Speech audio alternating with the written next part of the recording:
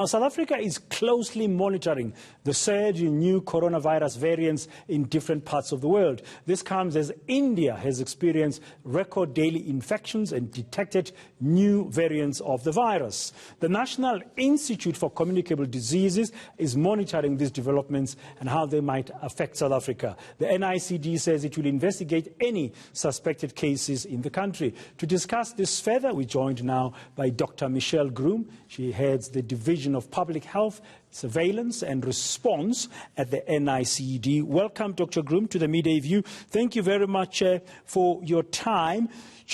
India has been in the headline because of the numbers, and the record numbers and the new variants. But we know that coronavirus variants have been existing elsewhere in the world, including on our own shores, of course, since late last year.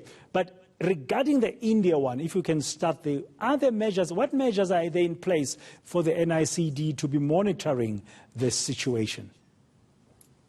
Good afternoon, Dan, and thanks for your question. I think, firstly, the variant that you're talking about that was first detected in India, the B1617, is not the only variant that is circulating in India at the moment. And in fact, the variant that was detected in the UK, as well as the one that was initially detected here, are all circulating in India.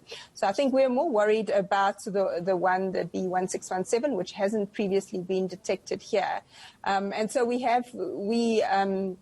are aware of cases that are coming in from India, and what we do is from the positive cases, we would then prioritize sequencing of the virus, which means that we would look at the sequence to check if any of those mutations that occur in the B1617 are present in any of the virus that we are detecting in South Africa.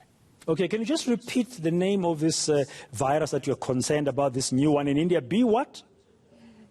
B1617. So I think they're all called according to their lineages, okay. Which is just a fancy way for giving them names. And so the WHO has classified them. You know, there can be variants of concern or variants of interest, and it really depends. The ones that we are more concerned about and are more important potentially to be able to be transmitted easier would be a variant of concern. And so this is the B1617. And how is the process currently going from the NICD perspective in terms of monitoring this closely? Because there is movement between the two countries. Yes, so definitely, and we are aware of some travellers that have come back from India that have tested positive. I think the one that has been a lot of people have been aware of is in KZN, and so we would contact the labs, get the samples, and there are various centres across the country who are doing sequencing of the samples that would then be able to test to see if that variant was present. And at this stage, we have not yet detected it. Obviously, it takes a few days. Those samples from the returning travellers from India are currently being tested. So we would be able to give an update, obviously, if that had to happen. Yeah, I mean, you as scientists are the one that inform decisions that are made, like whether we reduce our lockdown levels to a lower level, what kind of restrictions should exist. Should we stop travel from India currently or not? I mean, we've seen other countries doing so.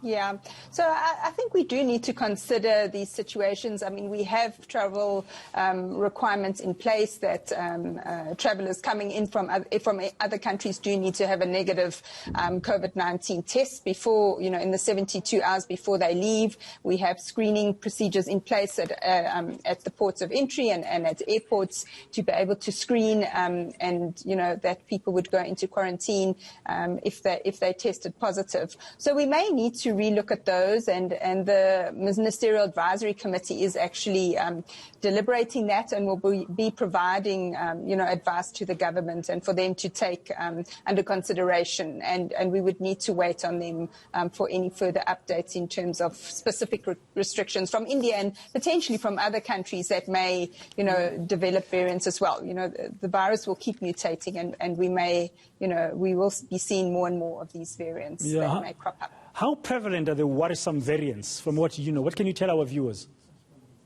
Yeah. So I think in India, there's not a lot of what we call the genetic sequencing of the virus taking place. And so, you know, there's some areas where there's a lot of testing done, and there's other areas that there's not a lot of testing done. So we don't even know if it is the dominant variant there. And as I said, there is, the variant detected from South Africa as well as from the UK, which is also circulating there. So I think there is some indication that it may be a little bit more transmissible. And certain areas in India are seeing it as, it is increasing there. And this variant has been detected in a lot of other countries. I think it's around 20 countries in the world now that have detected this variant that has originated in India, including the UK and the US.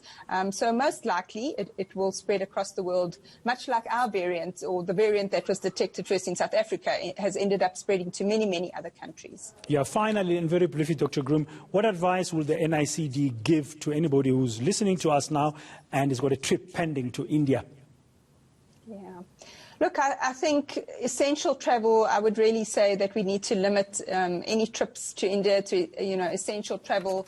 Really the situation there is hospitals are full. And, if you're going to travel to India and you get sick there, I think in terms of the level of care that you can access, if there's oxygen shortages or shortages of ICU beds, I think the risk is really going there. Obviously, travelers to there would need to comply to their restrictions. But I think the biggest concern is going across there and becoming ill in India, and with their large burden of, hospitalizations and sick people at the moment, that may be problematic. So really to restrict just, to essential travel. Yeah, thank you very much for your views on the midday view on eNCA. Dr. Michelle Groom, she's, of course, the head of the Division of Public Health and Surveillance and Response